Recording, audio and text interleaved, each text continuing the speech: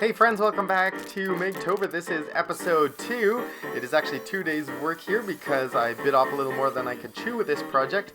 I'm using reclaimed hardwood flooring from my old house, and I've trimmed it down to size, and now I'm planing it down to thickness.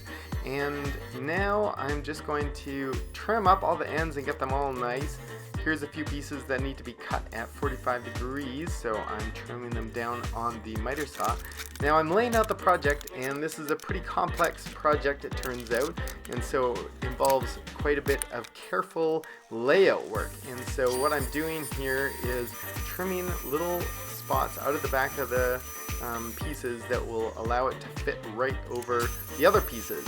And so I guess that's like a half lap or a dado joint, something like that. Anyway, I make sure that all the pieces fit, and then I letter them so that I can put them back together later because there are so many of these. And what I'm making today is a coat rack. I've been needing a coat rack for a little while now, and so I think this is going to be really handy to have. And I've had this idea in my head of making a coat rack that involves a bunch of little pieces that are all stuck together like this. I think it's kind of an Art Deco type look. So here's all the parts that I've cut up. It was quite a painstaking process to get them all put together.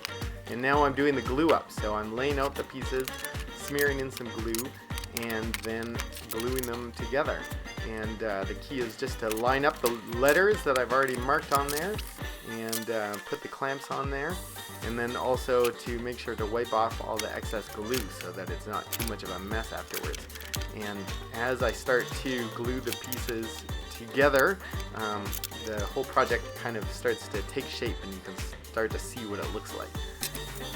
Now here I'm just gluing the top supports across, or these are kind of in the middle of the project, and so I didn't have boards that were long enough that I could have the base or the whole thing in one vertical section, so I actually made 2 sections, and then I joined them with this really complicated nest of little pieces of wood. And actually I think it looks really cool, so I'm happy I did it this way.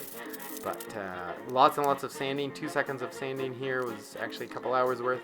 Now lots of staining. I'm staining this a black or ebony, which is it's a polyurethane and stain together. And here is the final project, hanging my work sweater up on there, and here it is in my living room. So thanks for watching. I appreciate you subscribing or liking or sharing these videos, and stay tuned until tomorrow's episode.